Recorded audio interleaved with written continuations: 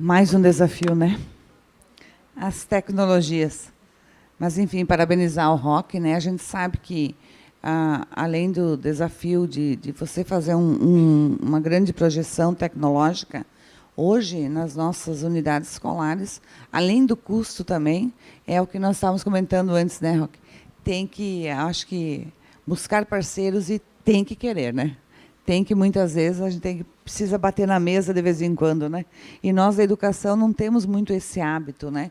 Nós somos mais a conversa, vamos indo, quem sabe, vamos ver, reunião, mais uma discussão, e acho que a ação, né, ela é um fator aí determinante para as coisas acontecerem também, né? E o Roque é exemplo disso também. Bom, Mary, vamos falar sobre a hora de atividade. Nós sabemos que alguns municípios já atendem, já, né? Outros não, outros estão em forma de implantação, outros estão em negociação com os sindicatos.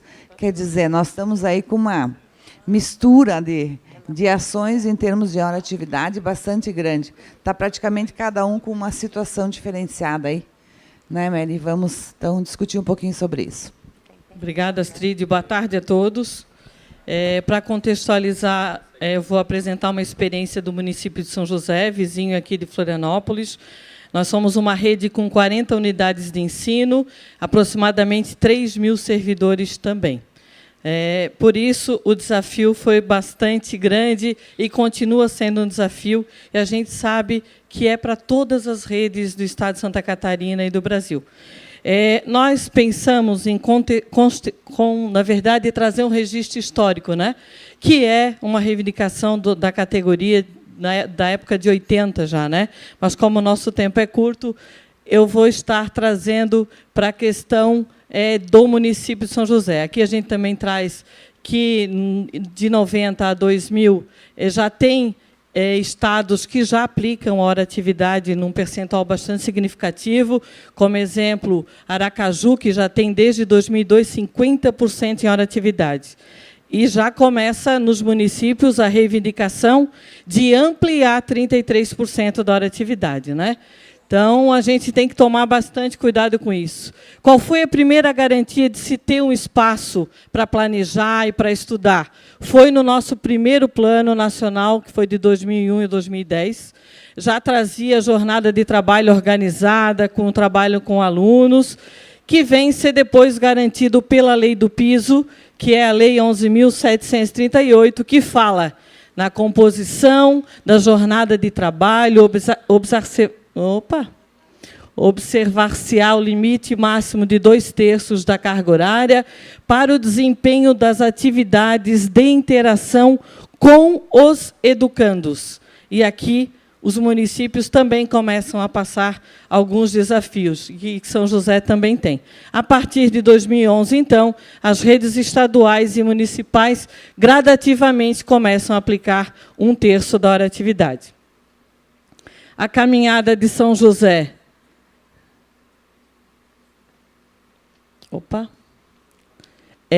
Na década de 90, em 91, o município já tinha hora-atividade. A hora-atividade ela é aplicada 20% para os professores, eles percebiam, eles ganhavam esse valor, tanto para os professores quanto para os auxiliares de ensino. Os especialistas não percebiam esse percentual, então eles tinham somente o seu vencimento.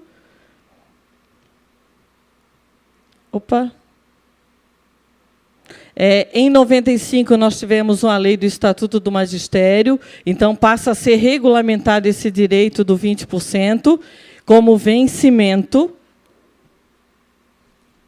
com o mesmo objetivo, né, de planejar, de participar de reunião pedagógica, de participar de reuniões com pais. Em 2006, a lei que trata do plano de carreira do município de São José, ela incorpora esse vencimento de 20% e passa, então, a pagar uma regência de 10% para os docentes e 5% para os especialistas em assuntos educacionais.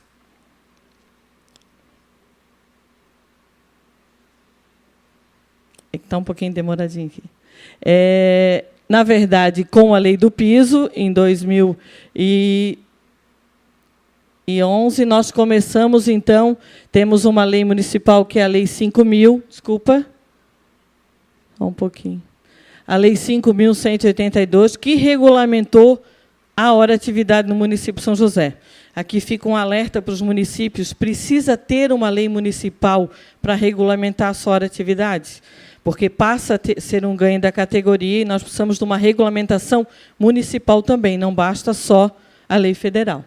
Qual foi o estabelecido nessa lei municipal? 11% em 2012, 22% em 2013 e 33% em 2014. Como é que ela aconteceu? Em 2011, a educação infantil era cumprida o 11% na hora da educação física, com projetos educacionais, e nós contratávamos, então, auxiliares de ensino e professores substitutos volantes. O 11%, quando o professor saía de sala, tinha alguém que substituía ele.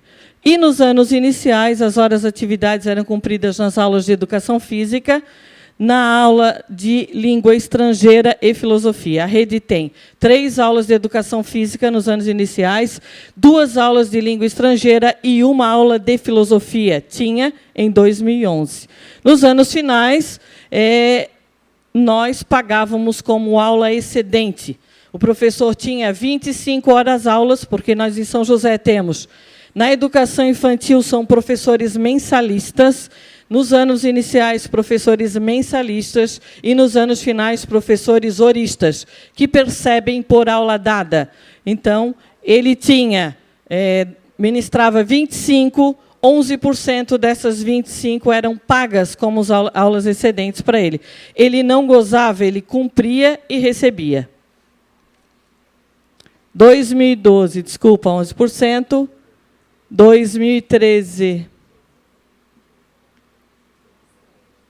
22%. Aqui, na educação infantil, também continuava sendo com aulas de educação física, nos grupos de estudo e por professores substituto, que nessa época a gente já pensou e discutiu com a categoria e encaminhou um projeto de lei para a Câmara, possibilitando que, em 2014, nós pudéssemos aumentar a carga horária dos educadores da educação infantil de 30 para 40.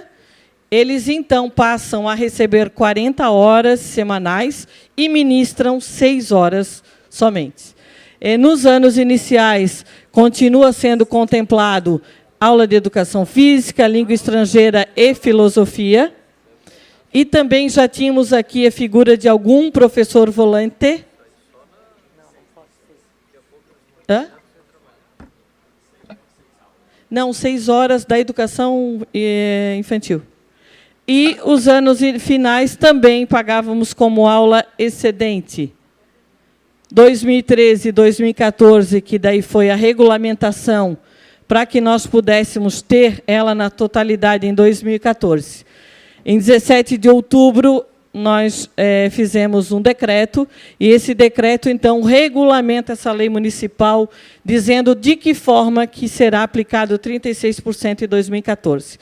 No final de 2013, em novembro, foi o primeiro processo de eleição para diretores, uma eleição direta na rede municipal. Depois dessa eleição, nós fizemos uma capacitação para esses gestores e apresentamos o decreto de como que aconteceria a hora atividade em 2014.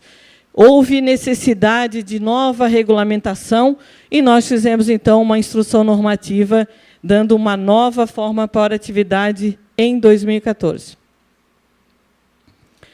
Esse decreto de 2013, que vem regulamentar a instrução normativa de 2014, ele garante, daqui São José, como tem muitos municípios, que garantem a hora atividade para todo membro do magistério.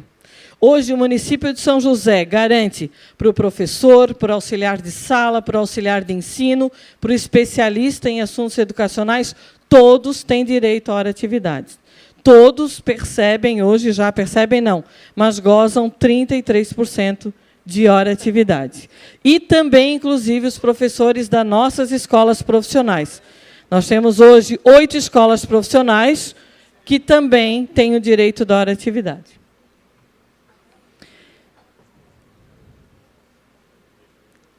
Aqui a gente só vem reforçar o que é hora-atividade nesse decreto, e, com isso, o que a rede acabou ganhando, né? Depois a gente traz a Casa do Educador. Lá no artigo 3º, o que nós fizemos? Daí a gente copiou um pouco de Florianópolis. Nós temos 100% para cumprir. Se um educador tem 40 horas aulas, ele tem que ministrar 27, e são 13 horas que ele tem para planejar, para se organizar, para estudar, para participar da nossa capacitação. Nós, então, estabelecemos que 50% desse tempo, 6 horas e meia, ele fica conosco, participando das atividades das escolas, participando da nossa formação continuada, que é na Casa do Educador, que vem ser uma garantia que se teve depois da implantação da hora-atividade, e 50% ele tem para ficar estudando em casa, assistir um cinema, ir num teatro, porque nós também entendemos que ele precisa ter esse tempo individual para se planejar enquanto ser humano e também enquanto educador. Então, fica o município de São José, então, estabelecido que dos 100% da hora-atividade, 50% ele cumpre em casa e 50% ele cumpre conosco. Uma garantia que a rede teve, então, nesse espaço, foi a nossa implantação da Casa do Educador. A Casa do Educador do município de São José, ele vem garantir uma formação continuada por área de atuação e também vem cuidar da saúde do nosso educador. Bem rapidinho. Ele atende hoje 2.500 atendimentos mensais. Tem biblioteca, laboratório, ginástica, reiki. E aqui também conseguimos, então, isso aqui é o espaço da Casa do Educador, bem rapidinho, também se conquistou os espaços dentro das unidades de ensino, né, com espaços para hora-atividade. Vamos para frente, que já está passando o meu horário. A educação infantil, então, eles vêm hoje já, nós temos uma lei que garante que todo servidor da educação infantil, a partir de novos processos seletivos ou novos concursos públicos, eles passam a ter 40 horas, não é mais opção. Até agora foi opção, mas a partir do ano que vem, não mais. Os funcionários de 30 horas, que ainda a gente tem alguns, nós, então, cobrimos com professores volantes, né? Esse professor da educação infantil, que tem 40 horas e que cumpre suas 4 horas uma vez por semana, que também foi uma discussão com a categoria. Ele vinha todos os dias à tarde, 1 hora, enfim. A categoria fez uma reivindicação junto ao sindicato, então ele vem uma única vez por semana fazer essa sua hora-atividade, né, num dia combinado com a unidade de ensino. E tem dias que ele chega às 7 horas da manhã, nós trabalhamos com 12 horas de atendimento, ele chega às 7 da manhã até às 8, o professor fica fazendo a sua hora-atividade, e quem assume é o auxiliar de sala, porque nós temos um professor e um auxiliar de sala, e também, no final da sua jornada, né, é feito um sistema de rodízio, e esse educador, então, sai a 1 hora, a meio-dia, e até 1 hora ele fica estudando na unidade de ensino. Desculpa o atropelo, mas ela já me deu 2 recados aqui. A educação física, nós não contamos como hora-atividade na educação infantil. O professor e o professor auxiliar acompanham esse professor de educação física. Nós não descontamos na hora-atividade. Dessa forma que é o nosso cronograma. Espera aqui já é os anos... Opa! Educação infantil, os anos iniciais. Aqui já os anos iniciais, né, Vilmar? 1º ao 5º ano tem o cronograma. Nos anos iniciais, faltou aqui, mas nos anos iniciais, no ano de 2015, nós implantamos a prática da leitura e da escrita. É um educador da rede que vem trabalhar Toda semana, eu mesmo regente da sala, também implantamos artes e educação física em inglês. Então, a gente consegue, dessa forma, atender a hora-atividade do educador dos anos iniciais. O nosso professor dos anos iniciais é hora-relógio. Também o município de São José não conta o recreio como hora-atividade. Tem municípios que descontam a hora-atividade, nós não descontamos. Essa é uma simulação de como que é um atendimento de um primeiro ano. Dos anos finais. A rede estabeleceu um cronograma. Segunda-feira não tem aula de língua portuguesa na rede, porque ele vai para a capacitação e fica na unidade. Terça, matemática e ciências, e assim sucessivamente. Essa é uma simulação de um 6º ano. O nosso professor dos anos finais é urista. Ele ministra 45 minutos de hora-aula, mas recebe por 60 minutos. É uma discussão que está chegando no município nesse momento. Como que nós vamos trabalhar isso com a rede, a gente não sabe ainda, porque tem municípios que já entendem que tem que ter o desconto da hora-atividade de 1 hora relógio para 45 minutos das aulas ministradas. Não acontece isso no município de São José ainda. Das 40 horas aulas que ele tem, ele ministra somente 27 horas aulas de 45 minutos. O nosso educação de jovens e adultos, hoje, nós temos um calendário diferenciado, a hora-atividade somente é trabalhada nas sextas-feiras, onde os alunos vão participar de projetos alternativos, por isso a gente tem aula comum. Segunda, terça, quarta e quinta e sexta não tem aula, mas tem projeto diferenciado para a educação de jovens e adultos, e os nossos educadores, então, fazem essa hora-atividade somente na sexta-feira. Essa é uma simulação de um 9º ano de um EJA. A carga horária deles é 40 minutos à noite e também percebem por 60 minutos hora-relógio. Os especialistas também têm, a sua maioria são 40 horas, trabalham só 27 horas relógio e também têm o seu tempo de capacitação. Os auxiliares de ensino dessa forma também. Os auxiliares de educação especial, que são aqueles educadores que estão junto com o professor de sala, esse nós pagamos 20 horas, pagamos 30, e eles ficam a manhã inteira com esse aluno, porque nós não poderíamos fragmentar esse trabalho. Porque, senão, um dia ele estava com esse aluno, outro dia ele não estava. E gerou uma dificuldade muito grande no município. O que o município resolveu, então? Nós vamos pagar e ele faz no contraturno, para que esse aluno não tenha um atendimento fragmentado junto da sala de aula. Vamos lá, rapidinho. Essa é a nossa rotatividade da Casa do Educador. Toda a rede participa da Casa do Educador. Salas de horas atividades que se conquistou. Vamos lá, ver se eu consigo passar rapidinho. Opa. E fica aqui o nosso telefone, para que vocês possam, então, de repente, se tiver alguma dúvida, face ao tempo, a gente está à disposição. Obrigada.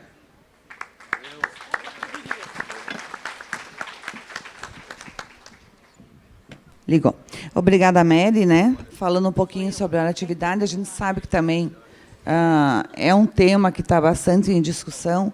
Então, a gente sempre orienta os municípios que procurem o município que já implantou, as várias experiências, para trocar ideias, ver o que mais se adapta, o que é melhor e o que é legal, né, gente? Não esqueçam da legalidade, não esqueçam da responsabilidade educacional. Bom, vamos falar com a Helenice um pouquinho sobre a importância da avaliação institucional, Helenice? Vamos lá. E tu vai ter que ser ligeira. Olha, já me deixaram por último, que não é tarefa fácil, né? E tem que ser assim. mais rápido ainda, então... Mas você é capaz. Sim, com certeza. Isso aí. Em primeiro lugar, eu quero cumprimentar a Astrid em seu nome, todos que compõem aqui essa mesa, em meu nome, em nome da equipe da Secretaria Municipal de Educação de Blumenau, que nesse fórum está representada por mim, pela professora Leila, que é diretora-geral, professora Patrícia, que é a diretora de Educação Infantil. Eu vou falar um pouquinho aqui de avaliação, e no final de todo o processo, nós vemos muitas avaliações. O Brasil, por questões legais e até por pressão do Banco Mundial, vem realizando avaliações, que são os indicadores externos, que muitas vezes, e que quase sempre, e devemos, usá-los para que possamos melhorar ou inovar nas nossas ações pedagógicas. Na Secretaria Municipal de Educação de Blumenau, no ano de 2013, nós implantamos as diretrizes curriculares municipais, que estão alinhadas às diretrizes curriculares nacionais. E sentimos a necessidade de trabalharmos mais com a pesquisa, com dados, com indicadores e pesquisa, porque observamos que o resultado do rendimento, porque as avaliações externas, elas nos dão uma fotografia do rendimento escolar. Elas não nos permitem entendermos a avaliação, como estão, qual é o resultado da aprendizagem de nossos alunos. Mas, então, as avaliações externas nos mostraram que os anos finais tinham evoluído bastante, mas os iniciais ficaram estagnados no que diz respeito aos indicadores de aprendizagem. Então, elaboramos lá um setor, implantamos um setor de avaliação, pesquisa e formação continuada, e, a partir daí, então, elaboramos um projeto de avaliação institucional participativa, com o objetivo de avaliar a gestão das unidades de ensino e também a gestão pedagógica. Porque ontem, na palestra da professora Ana, foi maravilhosa aquela palestra, ela deixou bem claro, não basta que conheçamos o resultado de uma gestão, mas quais os indicadores que estão por trás dela? O que nós fazemos com esses indicadores? E nós percebemos que, se as séries finais estão estagnadas, é porque, de repente, nós, enquanto coordenadores do processo, pactuados com as unidades de ensino, não estamos sabendo o que fazer com os indicadores. Mas quais são os indicadores de aprendizagem de nossos alunos? Baseados, então, nos descritores que permeiam as nossas diretrizes curriculares municipais, então, essa equipe que foi implantada lá, realizou, então, elaborou um documento de avaliação institucional participativa. Nesta avaliação institucional participativa, nós tivemos a participação de 23.417 participantes, mais de 10 mil pais, e também os professores, alunos de uma determinada idade e assim por diante. Este instrumento de avaliação, ele consta de uma parte... Opa! Vamos voltar. Uma parte que é digital, que foi da instituição, e uma parte física, que foi a avaliação da aprendizagem na leitura, escrita e matemática, porque entendemos, um professor, o diretor da escola de Joinville falou isso ainda há pouco, de que os alunos são da escola e que nós temos que trabalhar interdisciplinar. Então, obviamente, que se o aluno sabe ler e escrever, essa também é uma função dos professores das demais disciplinas. Nós tivemos, então, aqui 171 gestores das nossas 50 escolas de ensino fundamental que participaram, 1.643 professores, 7.450 alunos, 350 pessoas do grupo operacional e 4.875 pais. Timidamente ainda os pais do ensino fundamental, equivalendo a um 28,44%, porque foi a primeira avaliação. Foi a primeira vez que eles foram chamados para também opinarem. E, apesar de ser um questionário que eles poderiam responder, o que nos chamou a atenção foi que, nas observações, eles poderiam escrever, e eles deram muitas contribuições. Então, processo realmente bastante democrático. Nas escolas de ensino fundamental, nós tivemos uma participação de 4.489 pessoas, então. Opa! Educação infantil é a primeira etapa da educação básica. Como nós avaliamos a gestão e aprendizagem dessas crianças? Igualmente, então, nós tivemos o questionário online, que, desta vez, foi nas escolas e nos centros de educação infantil. Para o ano que vem, a avaliação da gestão será um programa bem mais ampliado, através do CPF, que o pai possa fazer onde ele está. 161 gestores de nossos centros de educação infantil, 1.660 professores. Como vocês podem ver, a nossa rede tem em torno de 3.500 professores também. 493 pessoas do grupo operacional, 6.614 pais. Então, na educação infantil, nós tivemos uma participação de 67,91%. Isso é aquilo que a gente convive no dia a dia. Na educação infantil, o pai leva, o pai se preocupa, o pai está mais presente. E no ensino fundamental, ele vai se afastando. E esse processo é justamente para fazer com que eles comecem a pactuar também as responsabilidades conosco. O objetivo, então, a avaliação institucional participativa da nossa rede é uma avaliação formativa, porque ela vai acontecer durante o processo, enquanto que avaliações externas, elas dão para nós um resultado final, sem poder de intervenção naquele momento. A avaliação formativa, ela é processual, então nós podemos atuar com novas ações durante o processo. E é o que nós estamos tentando fazer. Opa, eu acho que eu voltei, vamos lá. A avaliação das escolas de ensino fundamental, nós avaliamos algumas dimensões. Aqui nós julgamos serem as mais importantes para alavancar uma melhoria na aprendizagem. A gestão escolar, a pedagógica, essa terceira, acesso, permanência e êxito no percurso escolar, ela também é pedagógica, só que aqui trata mais da correção de fluxo, se precisar. Lá, mais as ações pedagógicas em si. Infraestrutura e formação dos profissionais.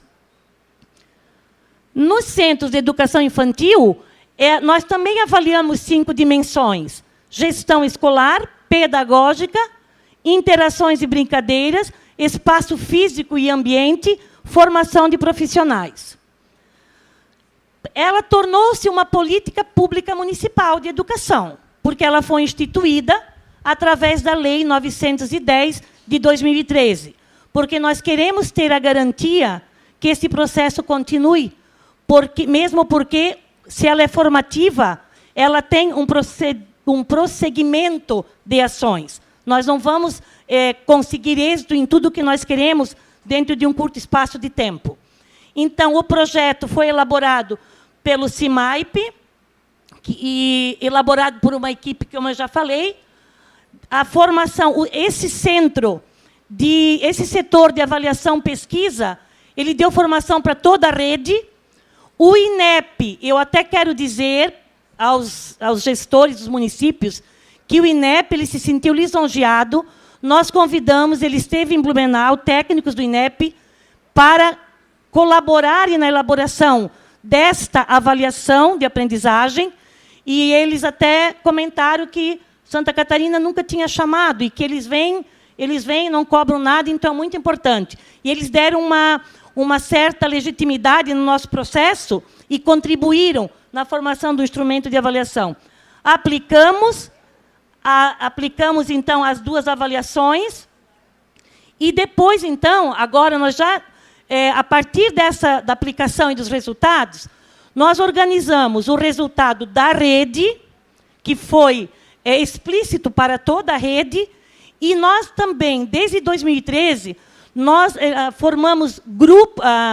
grupos de coordenadores curriculares, 2 a 2, e eles realizam visita de gestão. Então, depois da aplicação dos resultados, tudo mapeado com gráficos, tudo. Cada 2 coordenadores curriculares visitaram cada escola, cada CI, apontando, dentro daquilo que foi avaliado, quais as fragilidades e quais os avanços. E eu posso dizer para vocês que foi gratificante, porque, a partir desta devolutiva, a escola pôde repensar muitas ações pedagógicas que eu tenho certeza que vão alavancar as nossas questões de resultado e aprendizagem. A partir do momento em que as escolas elas conheceram os seus resultados, elas tiveram, então, que elaborar um plano de ação. Porque, muitas vezes, na educação, nós não trabalhamos com objetivos, metas, ações e prazos. E, por isso, não progredimos. Então, eles elaboraram um projeto de ação que está pactuado com a Secretaria Municipal de Educação e, por sua vez, com a comunidade escolar, para que todos entendam que todos nós somos responsáveis, então, pelo processo. Esta avaliação, ela é um ano, ela é interna para os alunos, outro ano externa. E assim sucessivamente. Então, a partir do ano passado, nossos alunos da Rede Municipal de Educação serão avaliados todos os anos. Só para finalizar, por que nós realizamos esta avaliação? Porque nós sabemos onde estamos, mas nós temos que saber aonde nós queremos chegar.